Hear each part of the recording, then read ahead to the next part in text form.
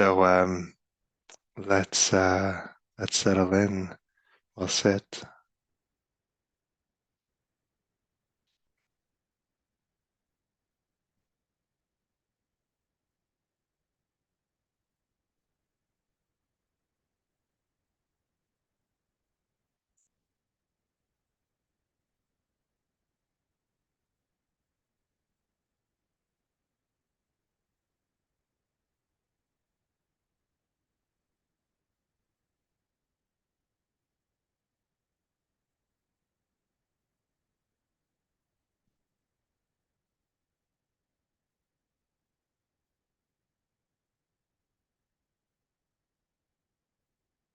So we just settle into the posture and we see what the silence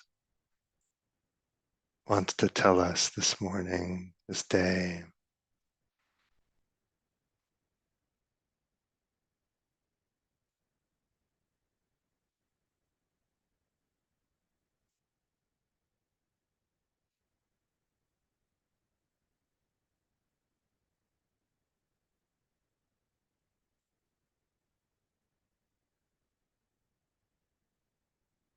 Maybe it's less like we tell ourselves what to do when we start meditating,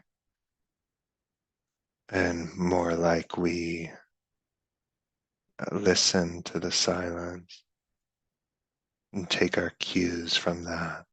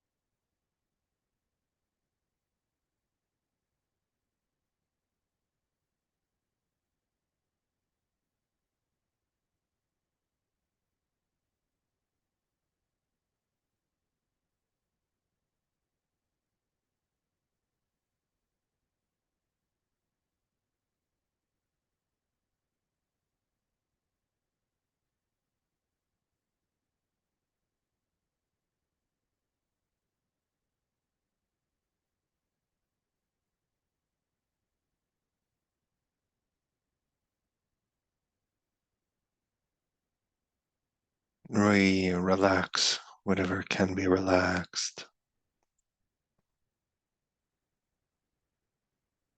grant permission for whatever tension remains to remain.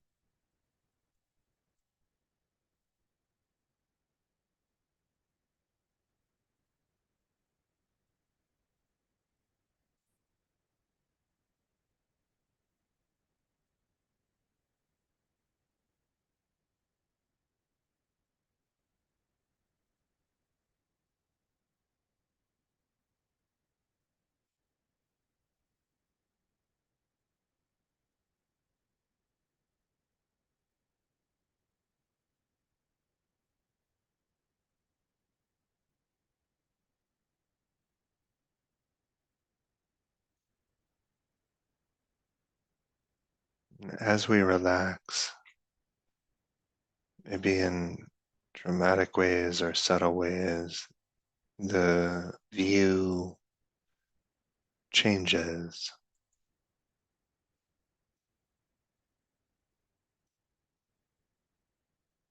The view from the vantage point of some tranquility changes. Everything looks different. It's not that the problems of our life, the complexities of it, all resolved, but everything looks different from the vantage point of tranquility. And so even if there's just 1 degree of tranquility, you notice this.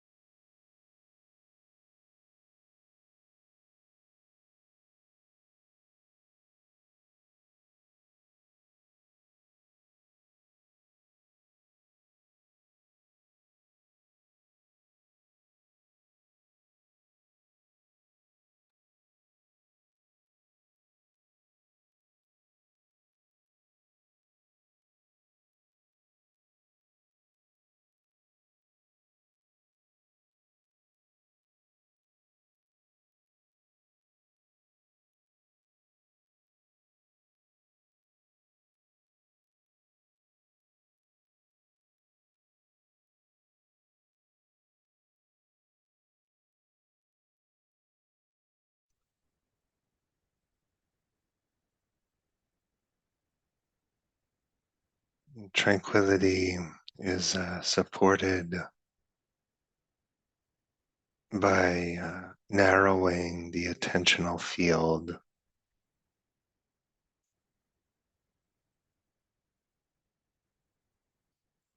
not insisting that other experiences stop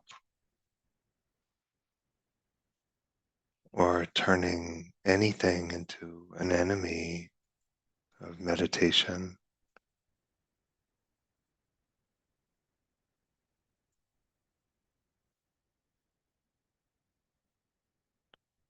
but the attention spotlights some phenomena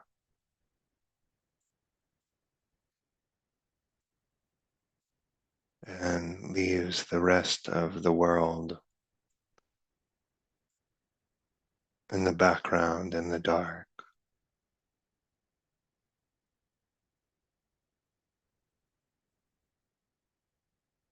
And so maybe the sensations of breathing are spotlit.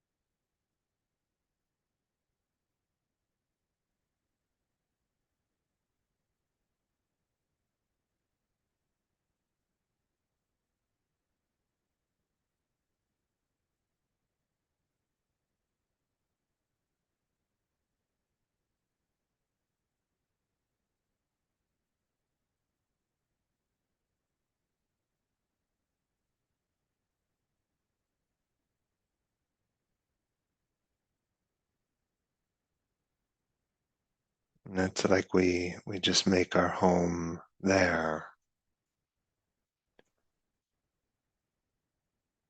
not bracing as the rest of the world knocks on that door,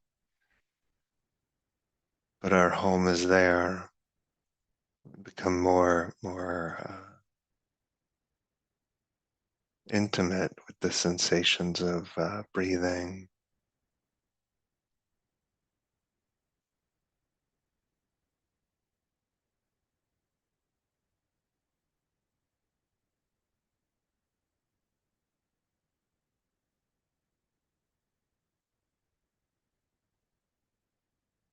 Our world, what we call our life, becomes much simpler.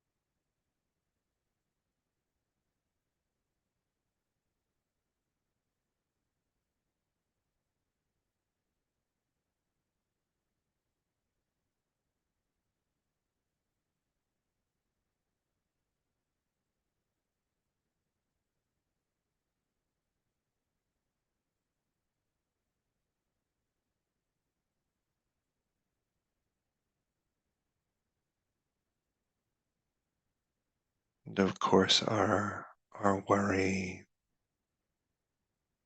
begs for our attention, demands our attention, and says there's so many things to solve, contingency of our existence, anicca, demands attention.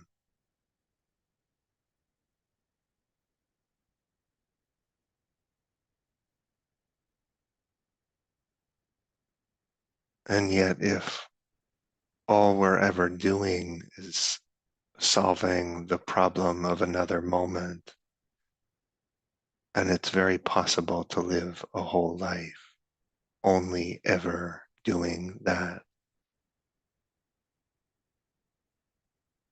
If that's all we're doing, something, the heart gets fatigued.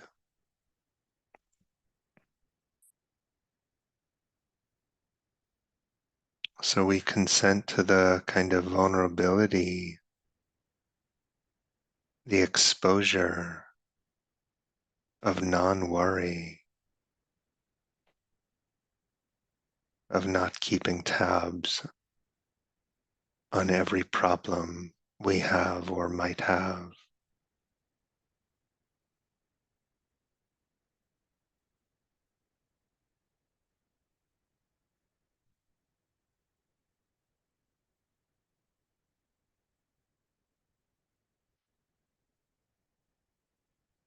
We develop a kind of faith in the silence.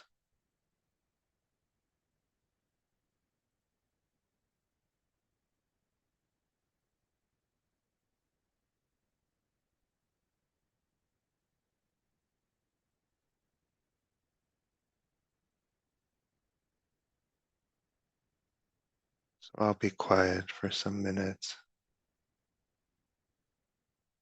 as we deepen the intimacy with this smaller aperture of attention.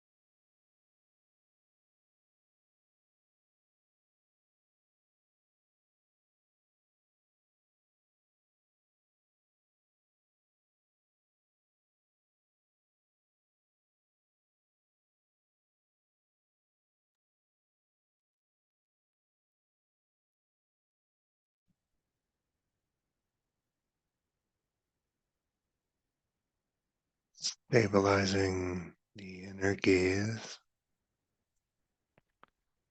Even with our eyes closed, it's almost like visual attention is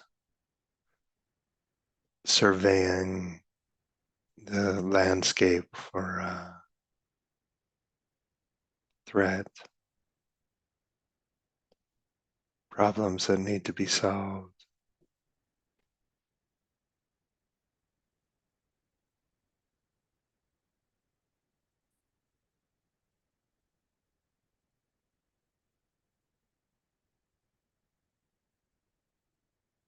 So we stabilize the inner gaze, kind of soft gaze at the blankness behind our closed eyes.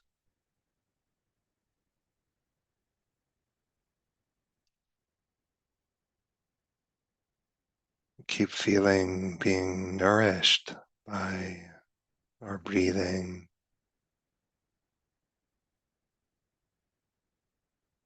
whatever pleasure might be there, the ways they inhale answers our oxygen hunger, the way our exhale expels what's used up.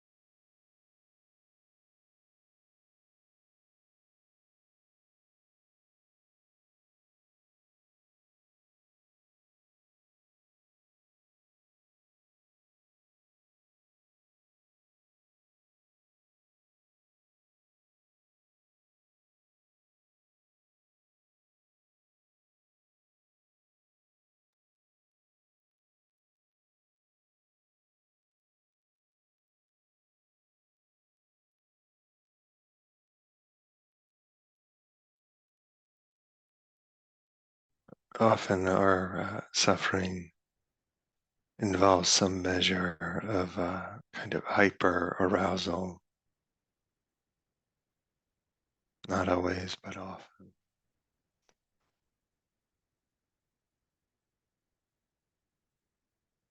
So we nurture this tranquility,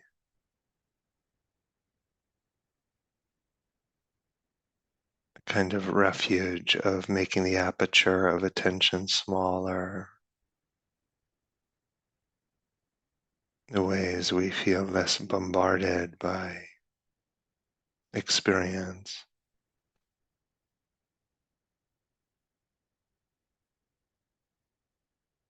And then we notice how the view changes when there's some measure, even a tiny measure of tranquility on board.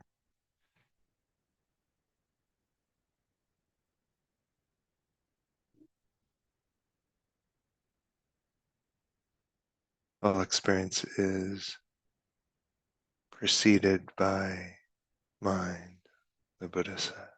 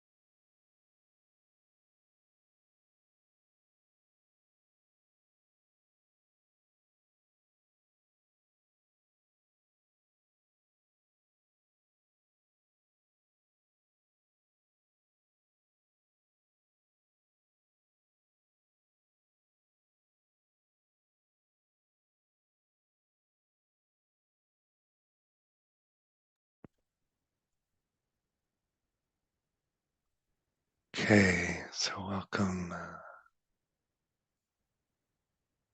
Welcome, folks. It's nice to sit with you. So, theme this week is facets of faith in Dharma practice. Um, that word faith has kind of like historically evoked some measure of suspicion in me. Kind of, I thought that was what that word was what people invoked when they didn't have evidence for believing something, but wanted to believe anyway.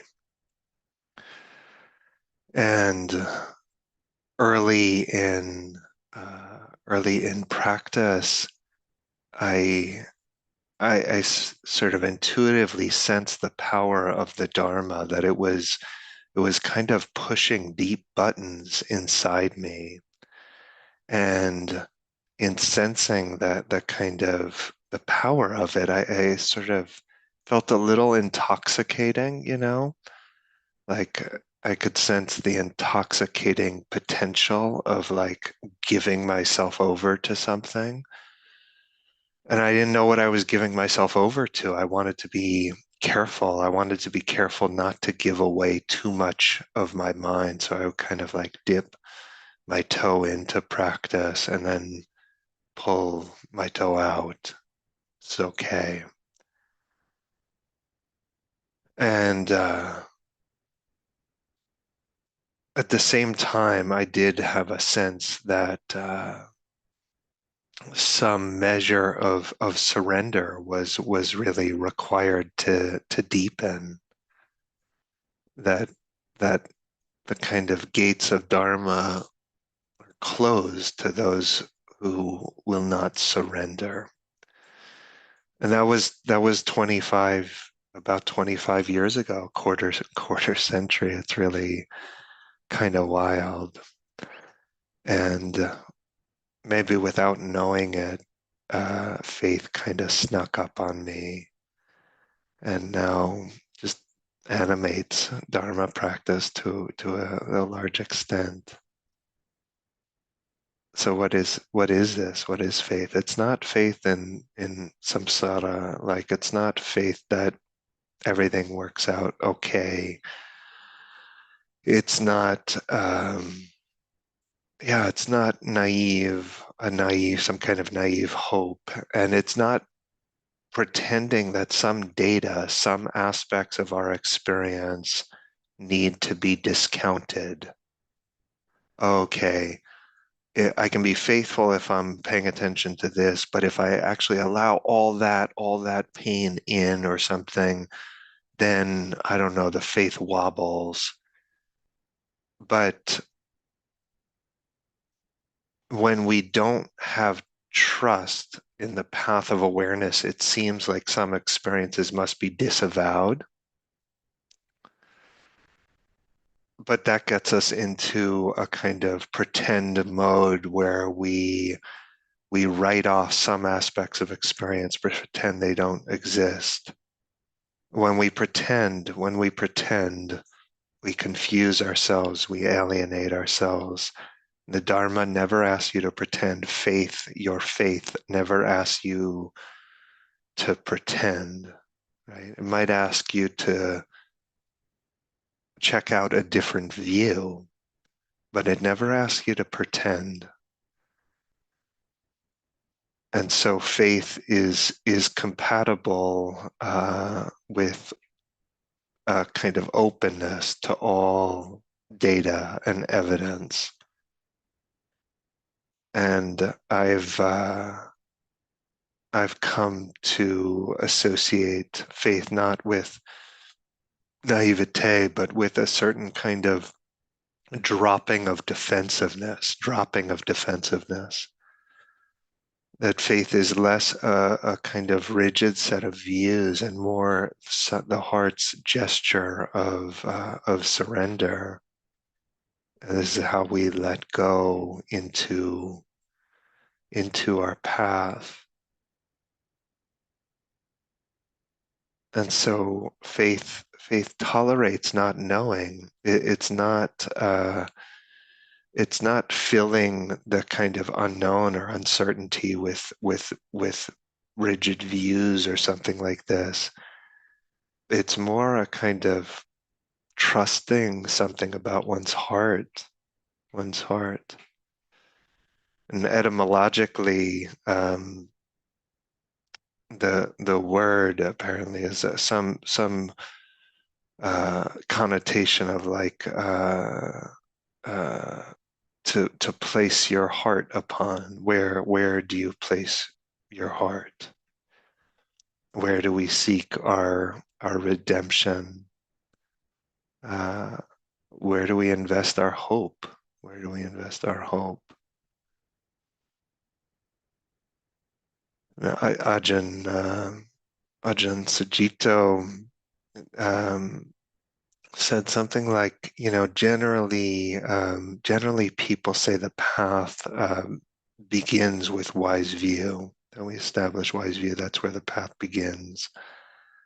He said, yeah, fair enough. But the path truly begins when the Buddha walks into your heart.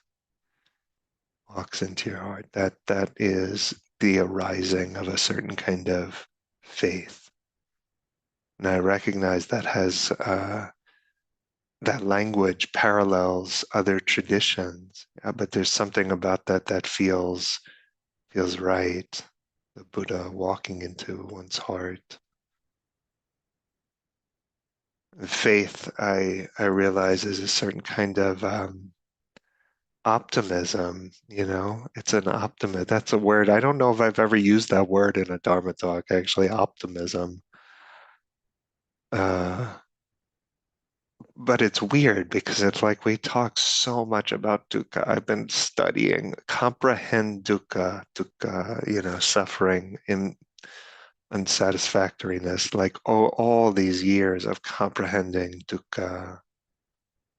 And yet, at some level, it's made me quite optimistic about at least about some things. It's not kind of unwavering optimism about the world or something like that. I have incredible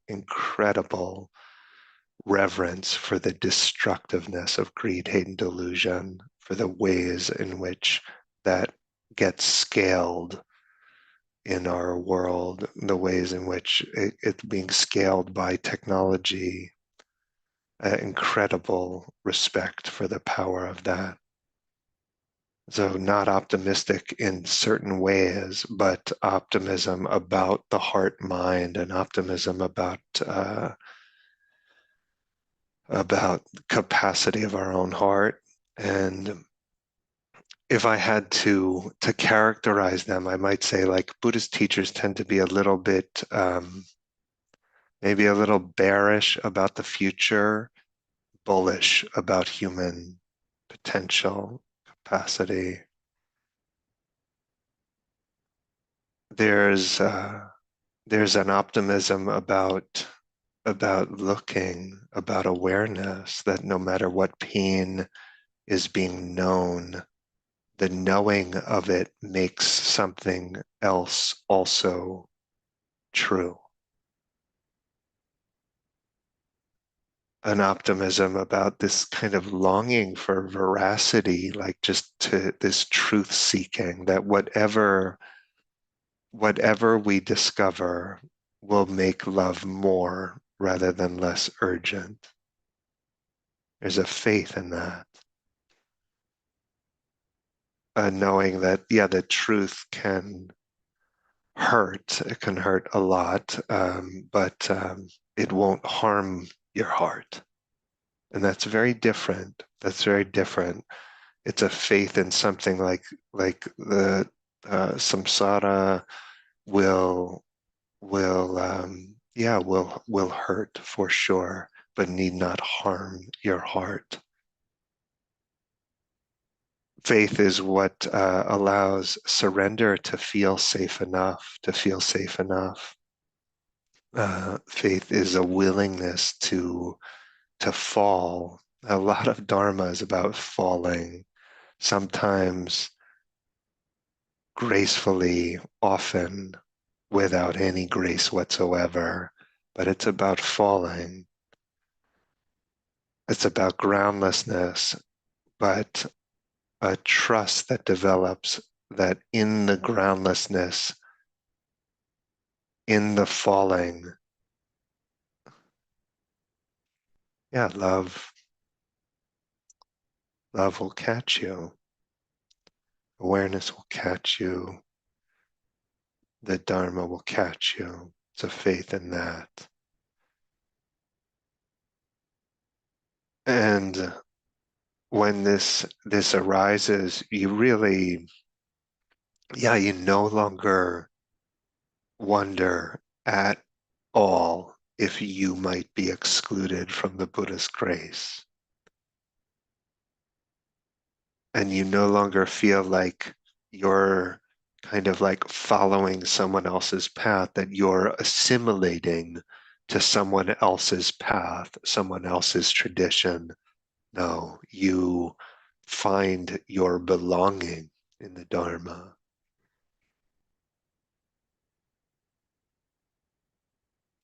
And so this week, aspects of faith,